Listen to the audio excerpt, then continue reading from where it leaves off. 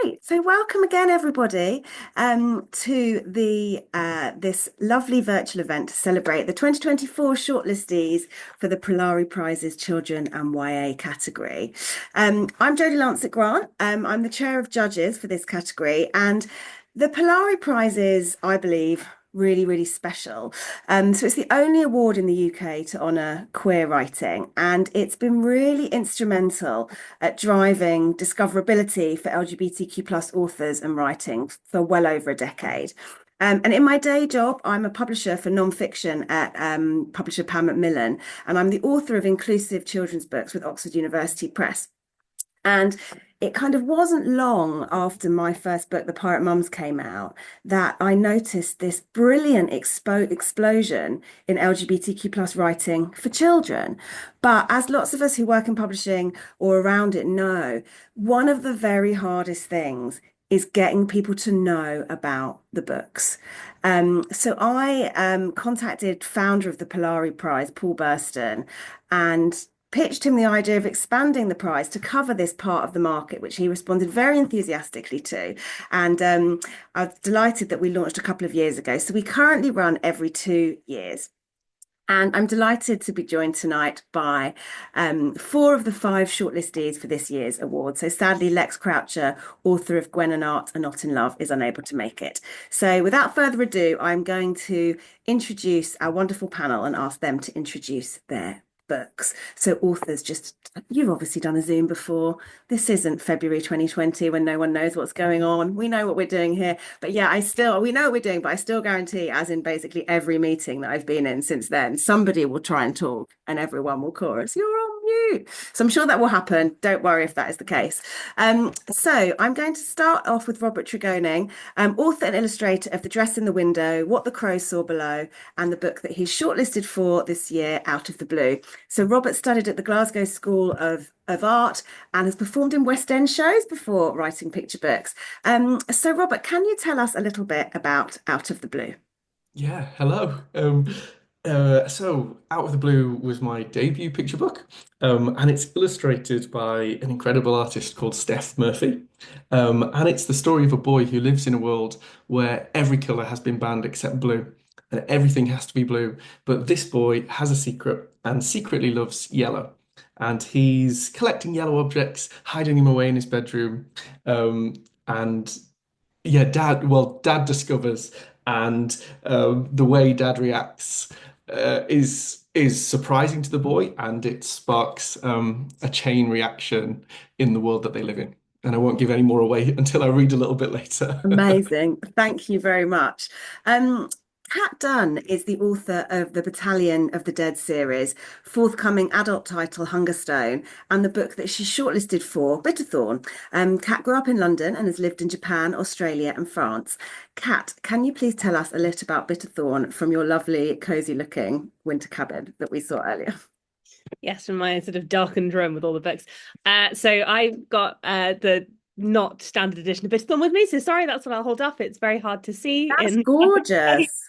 Bitterthorn is a Sapphic Gothic fairy tale set in uh Victorian Germany, or is it really more of a magical fairy tale Black Forest location? Up to you.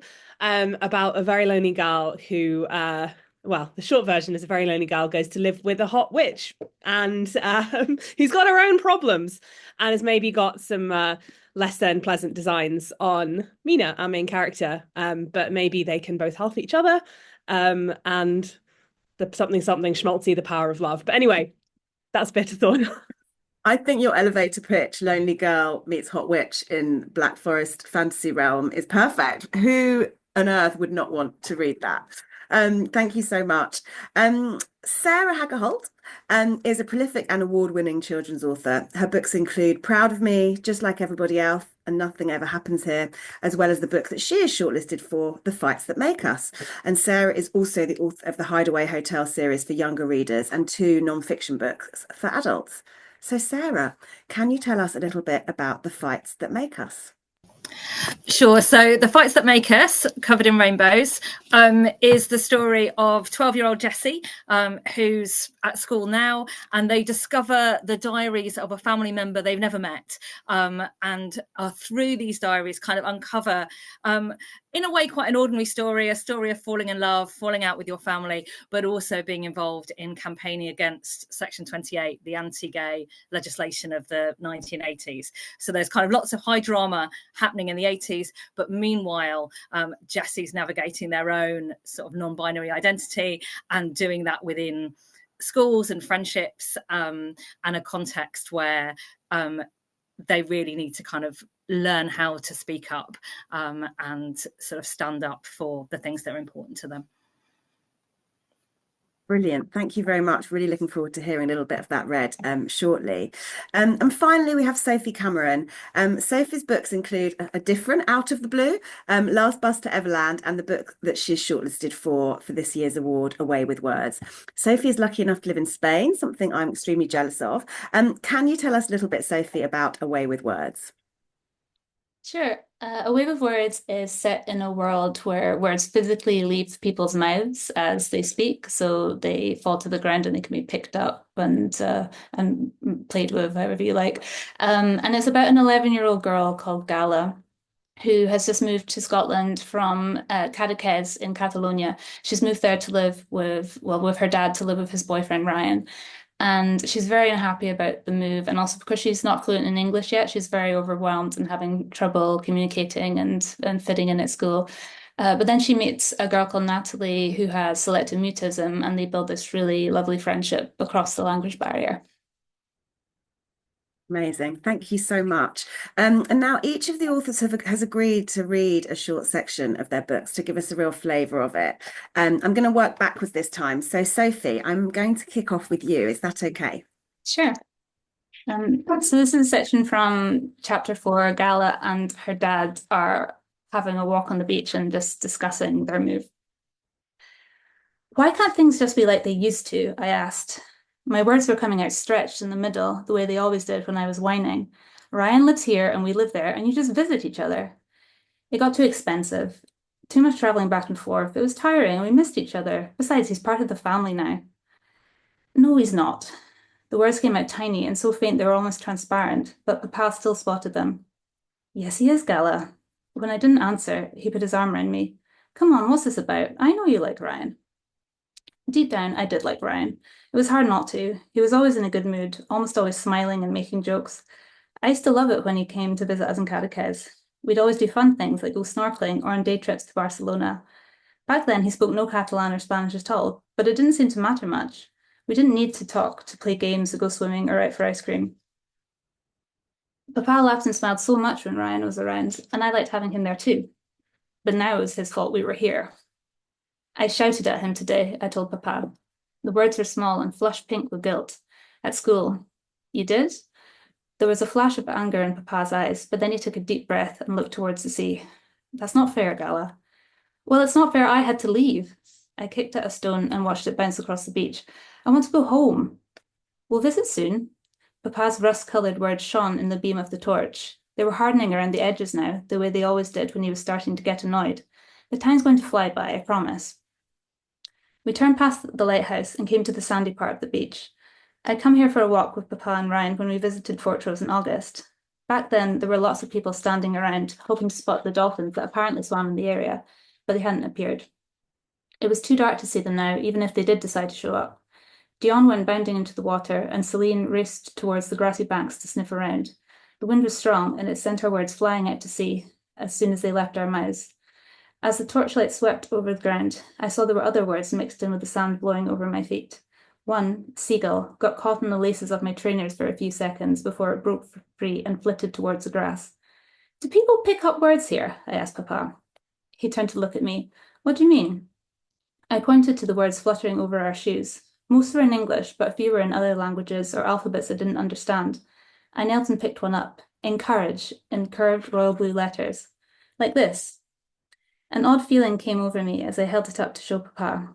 I'd touched other people's words before. Sometimes you had to if they were creating too much clutter and you had to push them out of the way.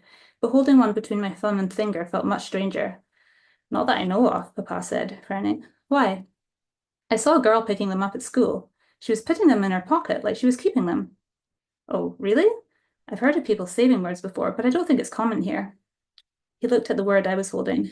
Do you know what this one means? It means to give someone hope or confidence, anima in Catalan. He made me repeat it a few times until the word looked and sounded just right, then broke off when we heard a loud bark from further up the beach. Celine was trying to pick a fight with a Labrador and its owner. As Papa ran off to apologize and wrangle Celine away, I looked at the word again. Encourage, flat against my palm like a tattoo. All spoken words faded eventually. Most of them vanished after a few days, but more powerful or heartfelt ones could stick around for weeks or even months. This one probably had a few days to go before it disappeared altogether. I could tell from its faint color and soft edges. Even so, the feeling from the word grew the longer I held it, as if the speaker's emotion still lived in the letters. It felt like hope, with a tingling of fear. Encourage, I read again, putting the stress on the second syllable like Papa had told me. I let the word fly away on the breeze, but the hopeful feeling still tickled at my skin as I ran across the sand to join them. Oh, Sophie, that's so beautiful. Thank you so much.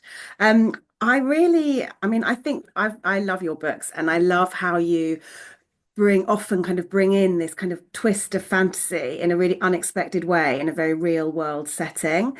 Um, I feel like in this book, you've hit upon such a lovely way to explain emotions more deeply by describing the words and what they look like. What you just said there about the dad's words hardening around the edges. What kind of gave you that idea? How did you come across that? It's so gorgeous. It originally came from my own experience of learning languages because I did the opposite trajectory from Gala. I moved from Scotland to Spain, and it came from like the frustration of not being able to pronounce words right or knowing how they should sound and not being able to get it quite right. Because sometimes it feels like they're actually caught in my throat, and I had this image of them getting sort of stuck between my teeth, and that's where the idea came from. But it was also sort of inspired by like synesthesia and the idea that like associating words with different colors and yeah, it was really fun to write because you could just play around with associating the words with different sort of shapes and fonts and thinking about how they would look. It kind of gives you like another way into the whole show, don't tell Yeah. way of writing, which is so effective. Well, thank you so much. I've got lots more questions to ask you in a moment. I'm going to go on to Kat. Have you got a piece a little bit from Bitterthorn to read us? Yes, if you hear any weird noises, it's because my cat's decided to have the zoomies directly behind me in a very angry and aggressive way. So it's not quite the right soundtrack. So this is a section, a short way into the book, where Mina has agreed to go to live with the witch as her companion, a mysterious role that people are taken for every 50 years but are never seen again. And Mina has been so miserable that she's thought, what could be worse than my current life? So she's gone off with the witch. Our path made a final curve to a bridge that spanned the chasm between the rest of the mountain and the castle. Lowering my window, I looked out as far as I could. The world was washed out. Even the trees had lost their lustre, and the sky was a low frost waiting to fall. Ahead, the bridge reached a gatehouse, a blank portal through which I could see no more. I longed for a kite to cry, a fox to bark, something natural to tell me I was still in the world I knew. Instead, silence. The carriage slowed as we crossed the bridge, and the metal shoes of the horses rang loud on the cobbles. The great iron-barred doors creaked open, and we passed through to a courtyard.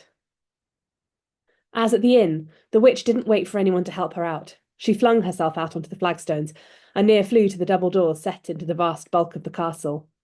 They swung open before her like a swarm of fish parting around a shark, and then she was swallowed up by the dark interior. I paused a moment, pulling my cloak more tightly around me to take in my new home. There were weeds growing between the cobbles, and a number of the outbuildings had fallen into disrepair. Our driver led the horses not towards the stables, grand things that had once had space for countless animals, now scuttled like wreckage, but back through the gate, the doors clanging shut behind him. I'd wanted to speak to our driver, our strange, silent attendant of the journey, but he had hurried away. I'd never even seen his face. I could not go back, so I had to go forward. I climbed the steps to the great hall, and before I had time to think about what I was doing, stepped inside.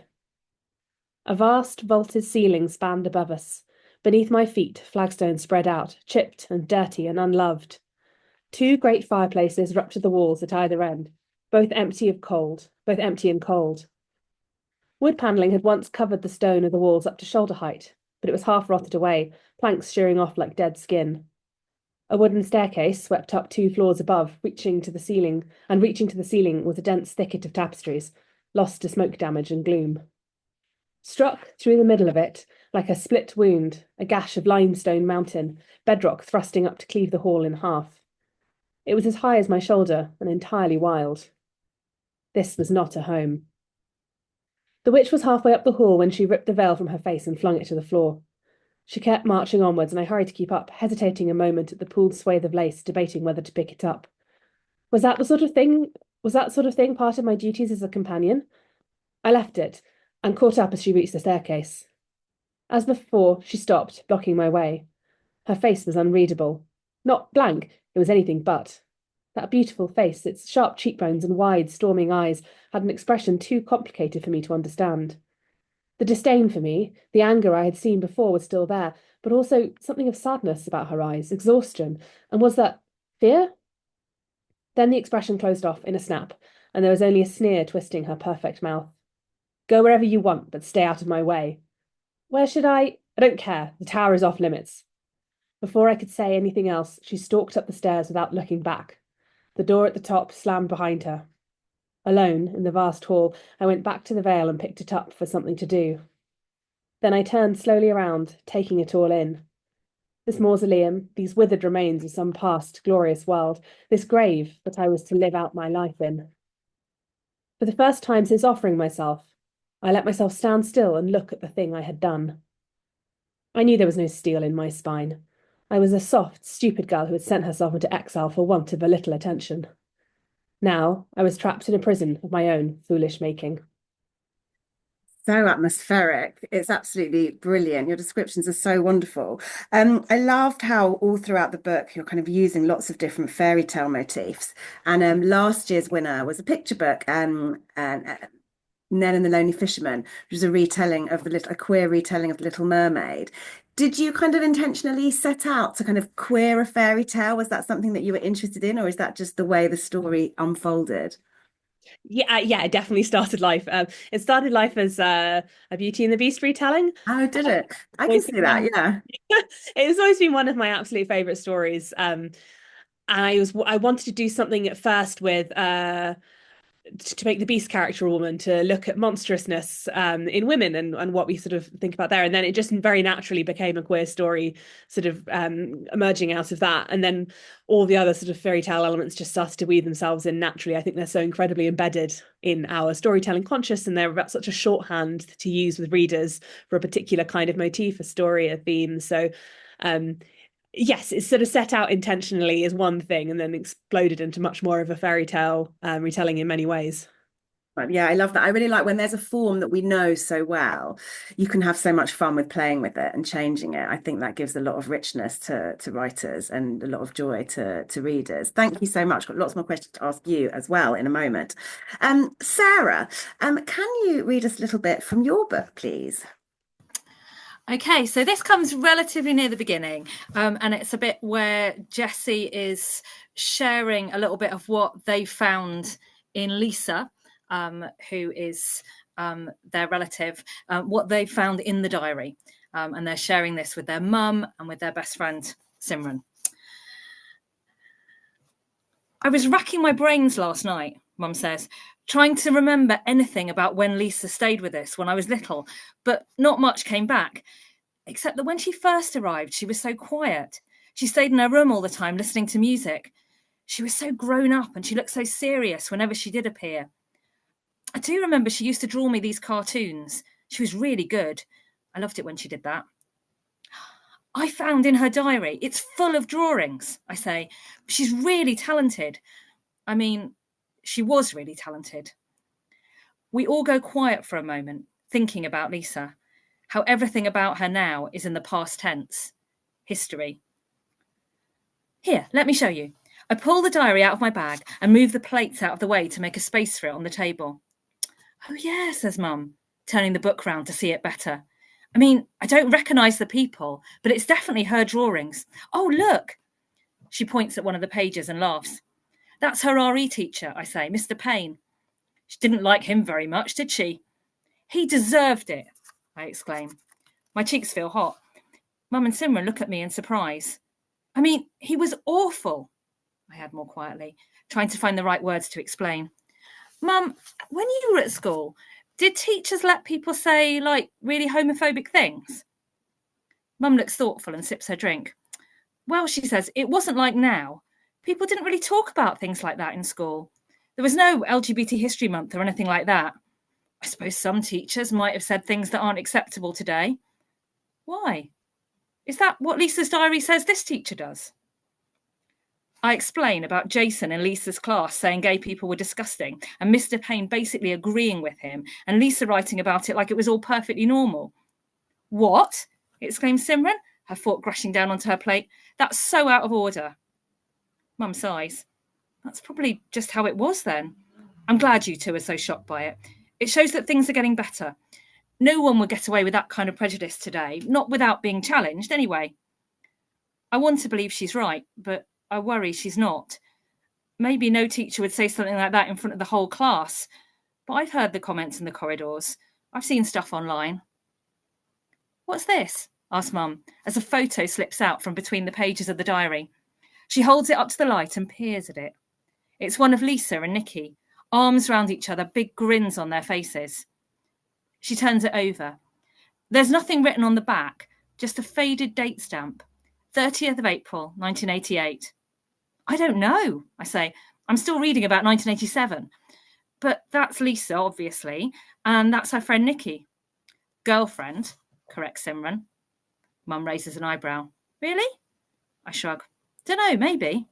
Not maybe, says Simran, flicking through the diary. For sure. Look, she's doodled Nikki's name all over the place.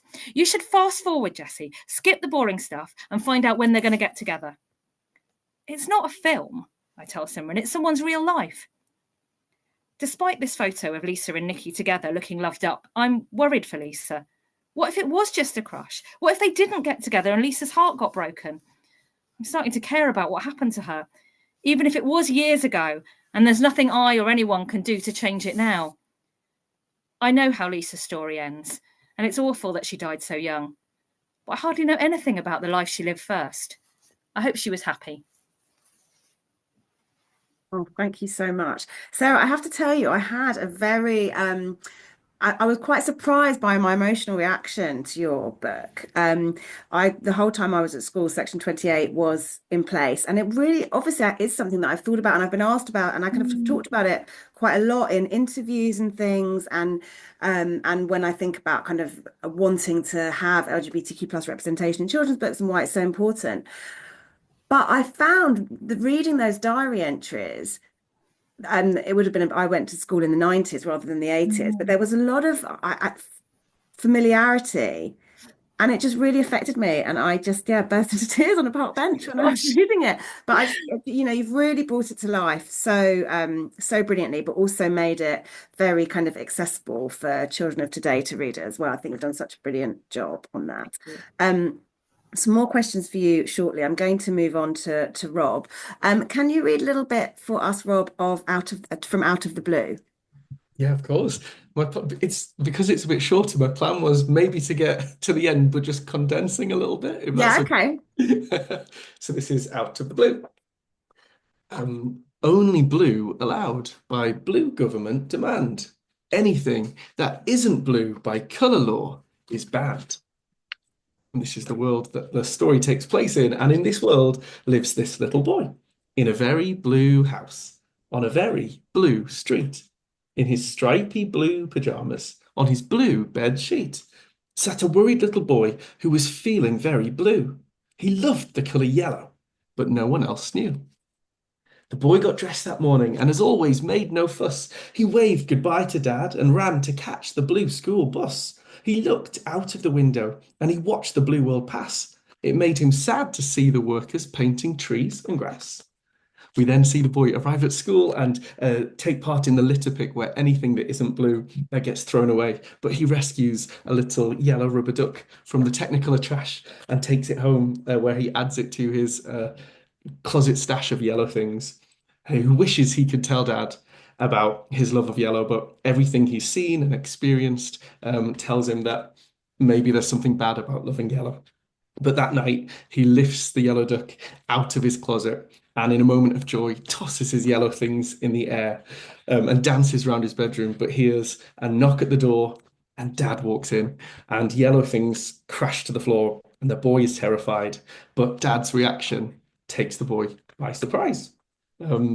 They and makes him think, could loving yellow be okay? They head out into the night, and Dad has a plan which is going to shock everyone, beginning with the lady with the post, who looked a bit confused by what the boy and Dad had done. She'd never seen a house painted the colour of the sun. And then this act of bravery and defiance sparks a rainbow chain reaction that will lead to everybody expressing their true colours. And ending with, life is like a rainbow. We all love different things. So celebrate your difference and enjoy the joy love brings, whether you love yellow or whether you love blue. Let your colours shine and love whatever makes you you. It's so beautiful. It's just so great. I love that it's got a real message of acceptance at the middle of it. And was that something you particularly wanted to put in, to kind of show that lovely dad just accepting his son for who he is? Yeah, definitely. That was right from the get-go. That was a part of what I wanted to happen, and yeah, for Dad to just fully support his son and then come up with this plan, and then for that to then have this knock-on effect and see that one act of sort of kindness and acceptance and love can just lead to more and more and more. Yeah, that was always part of the story from the get-go. Yeah, it's your thing about a chain reaction. I think books have the power to do that themselves as well.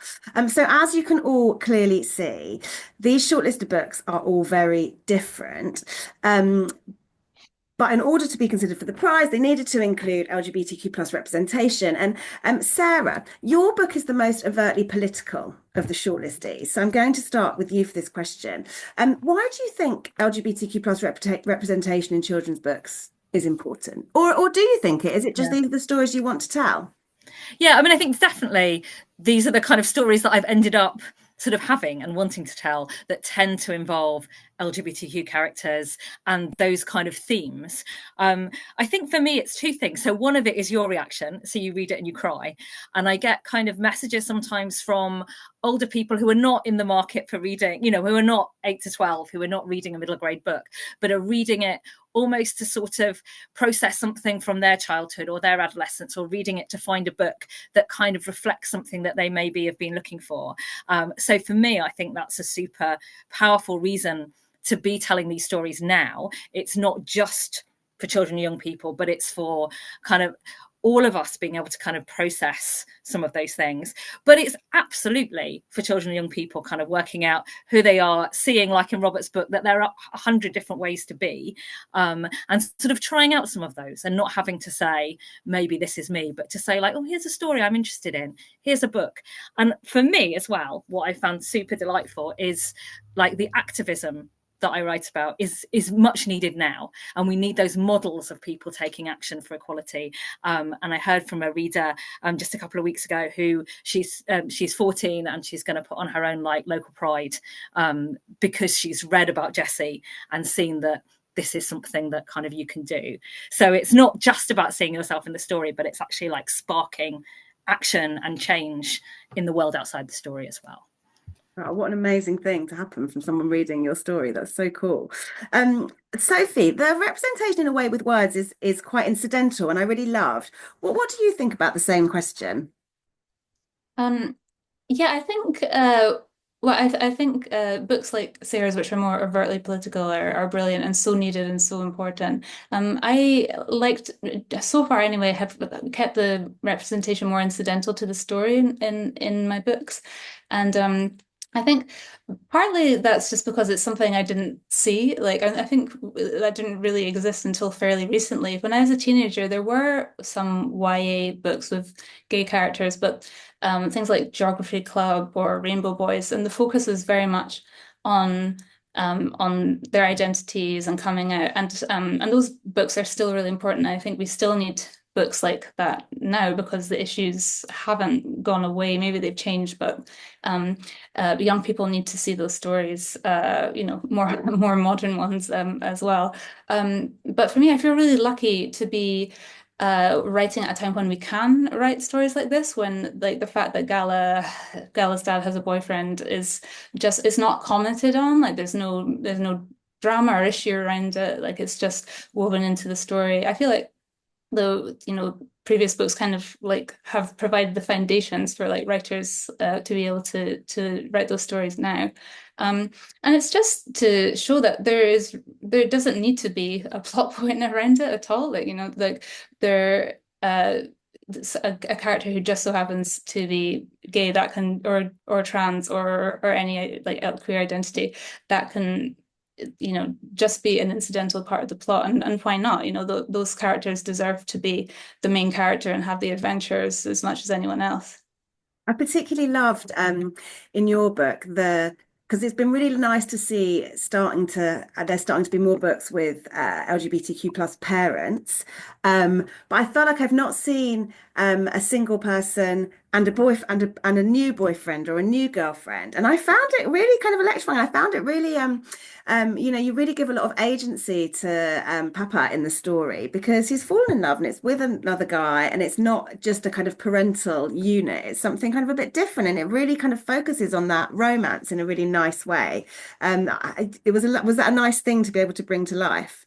Yeah, it was really nice. And I did think about, maybe I should give some context here, like about like what their family was like before, but I just decided to kind of let it speak for itself. Like this is their family as it is now. And the history to that isn't something the reader like has to know. So I felt like it was, just nice to kind of focus on that family dynamic that Gala has now, and how she like adapts to it. Though her issue with Ryan isn't at all that he's a man; it's that he's kind of he's the reason that she's had to like leave her friends and her granny and stuff. But yeah, it was nice to just be able to write about that without sort of explaining too much, really. Yeah, sometimes more is when you don't say it as well, more gets conveyed. Robert, your book's obviously for younger children. Do you have any thoughts about why we specifically need kind of representation for that age group? Yeah, for younger kids. Yeah, I think similarly to Sarah, I sort of have two ideas in my head when I was thinking about this question. And firstly, my sort of route into writing stories like this was very much the stories that I wished I had read as a child, and just trying to provide that for younger generations. And like you were saying, Sarah, to also maybe offer something for older people, not necessarily the age range the book is aimed at. But I've definitely got that in mind when writing for very young children. What are the sort of messages and uh, sort of images and things that you would like to just put in front of them that they can see that maybe I didn't see as a child. But also more and more, maybe the more I've been writing, the more I've been thinking about sort of reflecting realities and truths back at readers and to children and young children in this case, and thinking about how the world is beautiful because of all of the diversity and variety, and that with queerness comes so much joy and love and creativity and just wonderful things. And why would we deprive children of that? Like we should be sharing with them as much as we possibly can. So it feels like we're doing young children a disservice if we don't sort of show them how Absolutely. wonderful the world they're living in can be. So yeah, more and more I sort of look at it from a really sort of optimistic point of view. Well, that's really lovely. I felt like with my picture books, I felt like I started off writing them so that my kids who've got two mums could see Mm. themselves and their families represented. But what I found over the last few years, all the events they're doing going into schools, I actually think it's just as useful, if not kind of more important for the kids who've never seen this before. And I think this is the case for all of your books. That, you know, it's so important for the children to see themselves, whether they're young adults or young children, to see themselves represented and to have these stories help them work through who they are. But then a completely straight, completely cis person as well, to see these stories and to understand that LGBTQ plus people, if they haven't come across them before, are just like normal, real people with normal, real problems that don't necessarily revolve around their gender identity or their sexuality. And I think that's a really important thing about these stories for all age groups as well. Absolutely. Yeah. Yeah. Kat, so you write in the fantasy area. Um, do you feel like that genre has been kind of quicker to embrace queer storylines and characters? And why do you think that might be, if so? Such an interesting question, because I was sort of as everyone's answering their questions, you sort of end up thinking about like what your thoughts about the same ideas are. And I suppose when I was writing Bit of Thorn, I was actually writing it in 2020 and 2021. And at that point, we were seeing such a fantastic surge of particularly sapphic fantasy. In YA and a lot in adult fantasy. And then I suppose I'm sitting here now in 2024 where romantasy is absolutely dominant and it's just heterosexual beefcake men wall to wall. And I literally sitting here right now, I thought, oh God, that is a little bit of a 180 since when I was writing this. And it felt like there was sort of a wave of these sort of I suppose sapphic specifically fantasies coming through in YA.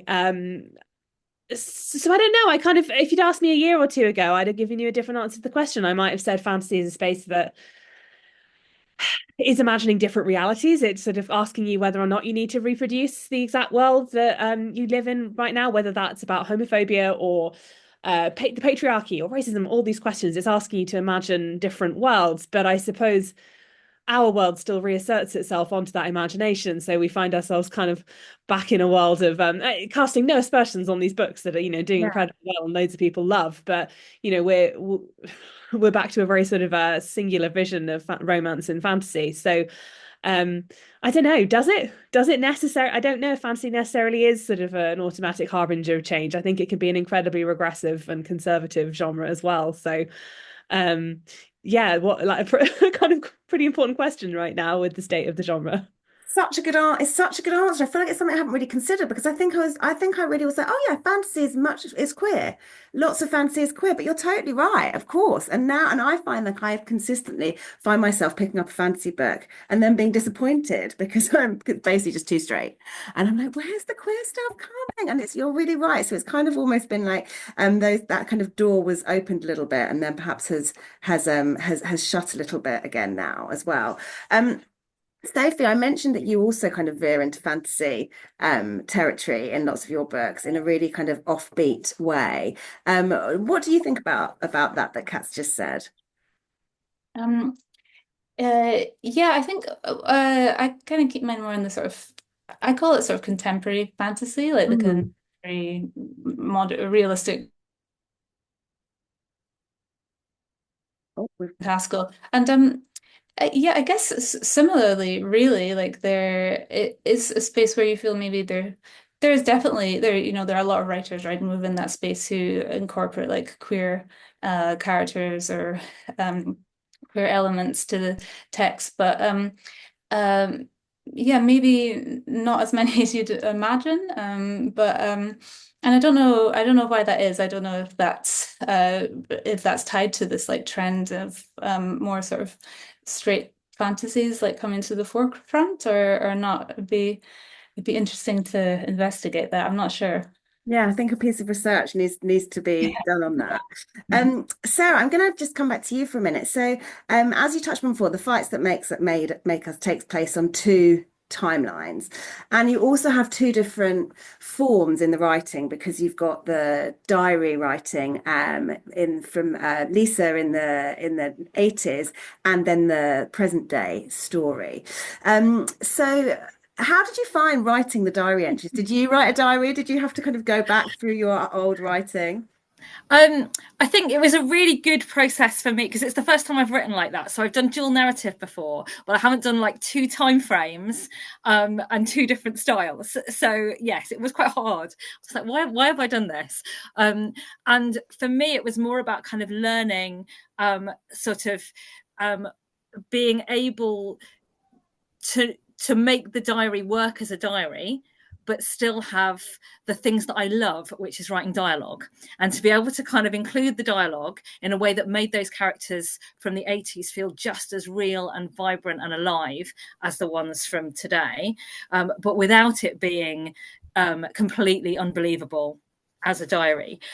So it was less about minding my own diaries, and it was more about like reading how other people did this. So I can't remember the name of the book, but there's a lovely book by Juno Dawson where she does this, the kind of diary and the contemporary. So I kind of looked around and thought, well, how do people solve this problem? And also having a really good editor who was able to shape my diaries into diaries, tell me what to cut out, but also kind of keep that sort of vibrancy. And it was really fun kind of being able to sort of like get engrossed in one world and then have to almost like follow Jesse's emotional journey when they, are waiting for the next episode, and to kind of space it out in that way. So it was a fun thing to do, but it was hard. Yeah, I can imagine. It feels like you are probably juggling a lot of balls, because you've got to keep the pacing right for both of them, and make sure that you don't want to give too much away, and keep the reader turning the page. You do a brilliant job on it. I'm interested in what some of your school days were like. I got asked a question when I did a panel for the Polari Prize at Queer Britain recently, about when the first time I came across some queer literature or representation on TV. And it might be different for some of you, because some of you are younger than me, but I'd love for you to think about, do you have a memory of when you first kind of came across something that represented LGBTQ plus culture, or a character? What did it make you feel like? I'm going to ask Rob first. So I similarly went to school through the 90s, like you were saying, Jodie, and don't remember through primary school ever really being aware of seeing any sort of queer representation. And like don't doubt that it was out there, but where I was in like rural northeast England, just didn't really see it. But I do remember my transition to secondary school kind of coincided with Will and Grace arriving on Friday nights on Channel 4. And I remember as a family, we would sort of, on a Friday night, we'd watch those comedy shows that were on Channel 4. And then suddenly there was this new one, and we would watch it together, and everyone would enjoy it. And it was, yeah, that really sticks with me, of my first time of seeing people just like living these authentic, joyful lives and telling these stories. That really stays with me. But as far as literature goes, I think it was much later. I didn't really, maybe a sort of, it was more towards like late 20s, turning 30, that I was kind of processing a lot personally, and really like sought queer literature, read a lot of nonfiction and novels. And it was that point that I really tried to expose myself to as much as possible. But growing up, definitely Will and Grace was a turning point in growing up for me. I can imagine. I feel like I don't want to kind of put somebody in the spotlight. Now I've just put you in the spotlight, Rob, but now I feel a bit bad about it. But would anyone else, Sarah or Sophie or Kat, do any of you like to share your experiences of that? I remember Will and Grace when it first came out as well, and being like, but that really like standing out to me for the fact I had like a gaming character. And I remember I bought the DVD, and we didn't own a DVD player at that stage. So it's like, what was I going to do with this? The first thing I remember is like a show of, I can't remember, it was called like Street Date or something, when Davina McCall would like try and grab people on the street, and like I remember it. Yeah. I remember her going up to this woman and asking, "Do you have a boyfriend?" And the woman said, "I've got a girlfriend." And Davina McCall was like, "A girlfriend." The fact this like tiny moment has like stuck with me for like since then. It just shows you like how little there was, because they just I'm just like still remember that like so many years later.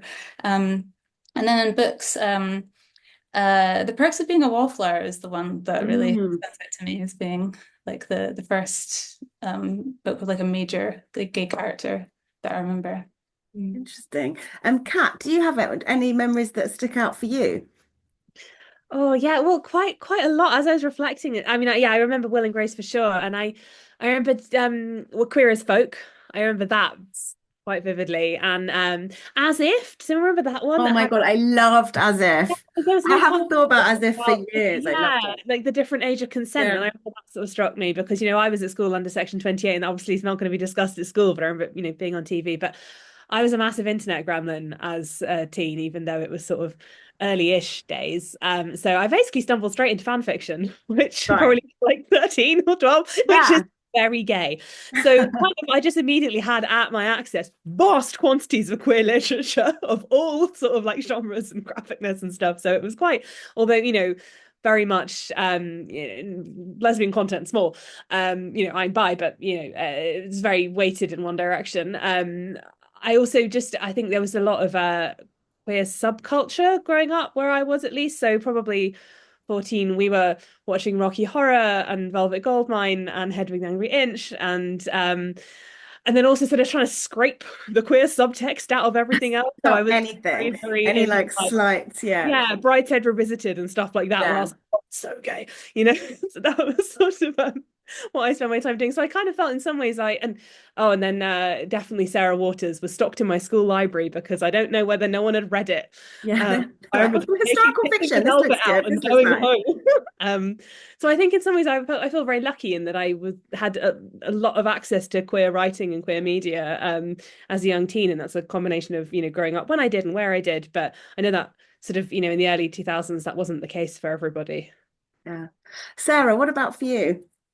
Yeah, I don't have a lot of kind of memories, but I sort of read my way through my entire childhood, sort of in a really unsystematic kind of anything that was in my local public library I would read. So I would kind of gradually so I read all sorts of everything, and eventually came across the book Annie on My Mind by Nancy Garden, which came out in 1980, I think, and one was the kind of few sort of books with LGBTQ characters which despite various trials had a happy ending, and kind of took these kind of characters, sort of American teenagers who kind of find each other, Annie and Liza, into this kind of sort of very ordinary life, very happy ending. And without Annie on My Mind, I wouldn't have written The Fights That Make Us, because there's I've so never much heard that's of that kind of book. it won the American, I'm a bit geeky about it, it won the American like book medal or something, and people would, it was one of like the original books that got banned, it got burnt, it holds a huge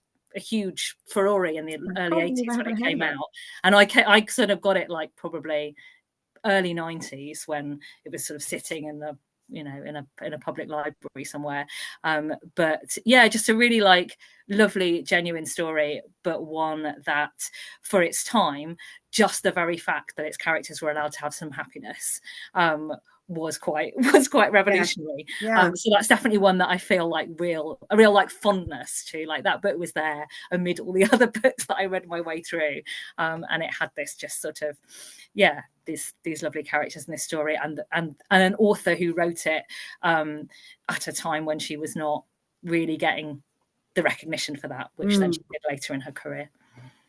Oh, yeah, for me, I remember vividly the first book I came across, and it was when I was in my first job in publishing, and I was publicist at Puffin, and I was just literally restocking the shelves and came across this book called The Bermudez Triangle, which I've never heard of, and I've literally never heard anyone mention it since.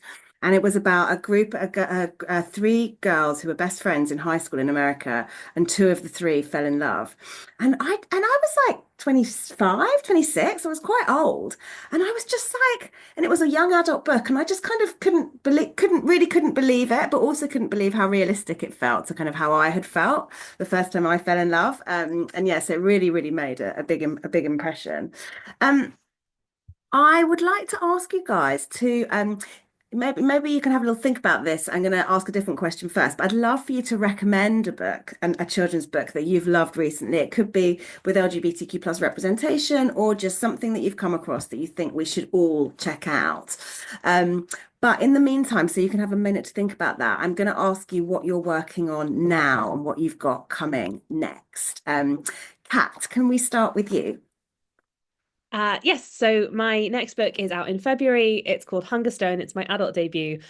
It is again Sapphic and Gothic. It is a reworking of Carmilla by Sheridan Le Fanu, which is the vampire book kind of before Dracula and where we get a lot of our lesbian vampire imagery from.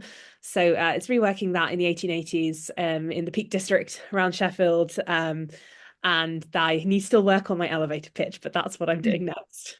Amazing. That sounds fantastic. And when does that come out, Kat? February. Amazing. Okay, I'll be very excited to look out for that. Rob, what have you got going on next?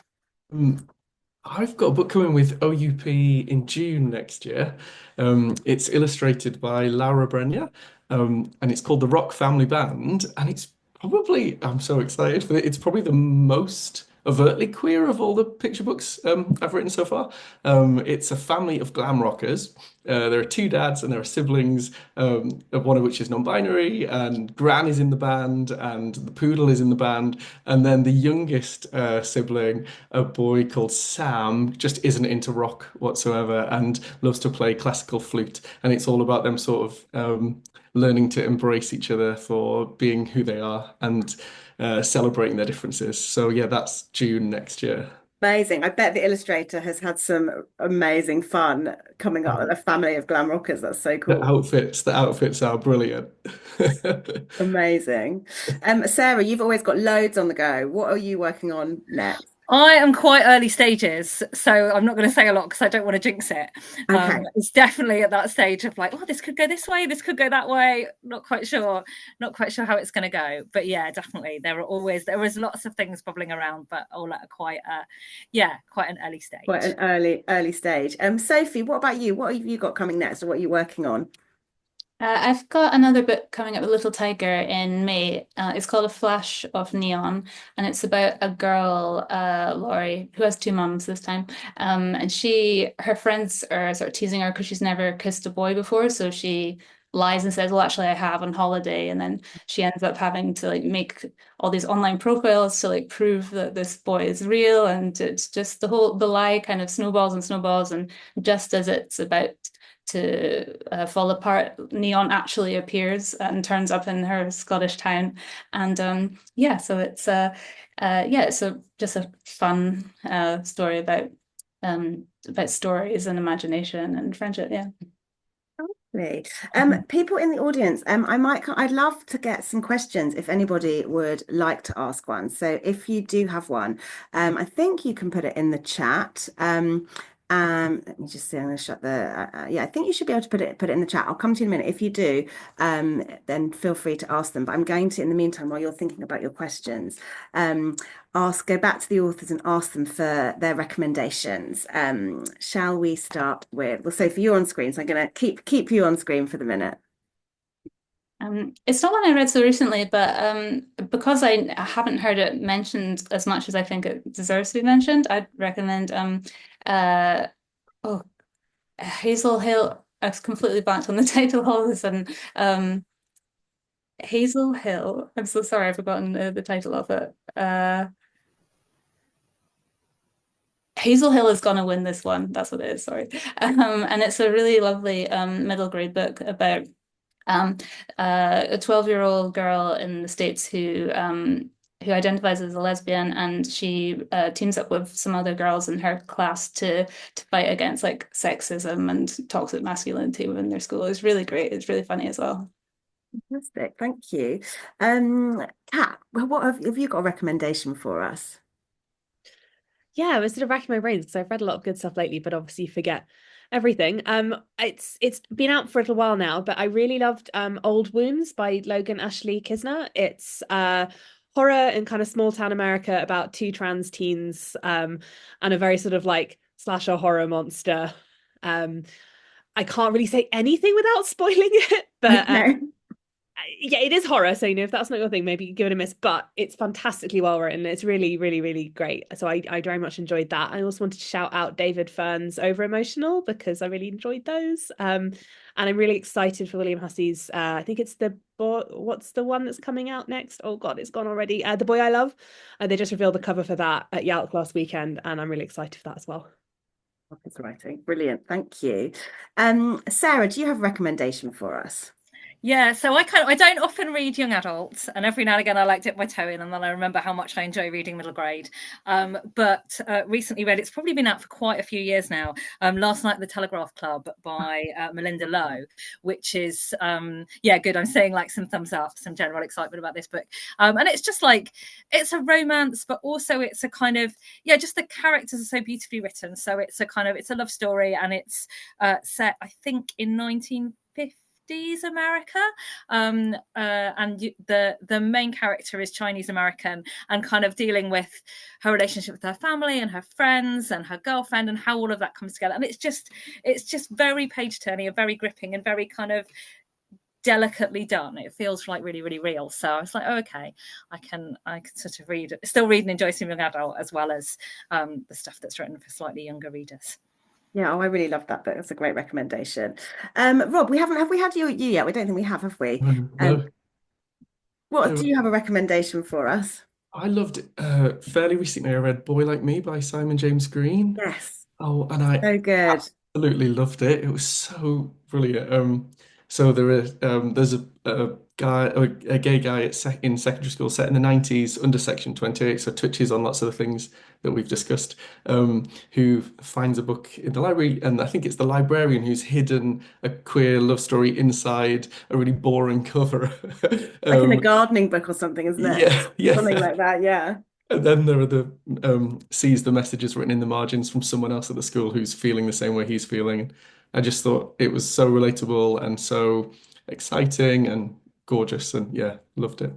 Well, thank you very much. Well, we are officially out of time, but I haven't seen any messages in the chat. I'm not 100% sure everyone is able to post in the chat, but if anyone from the audience would like to unmute and ask a question, now is the time to do it. But if not, that's totally fine as well, because we've kept everybody for long enough. So it just remains me to say thank you so much for our authors for coming and giving up some time to talk about your books and your writing, and why this area of literature is so important.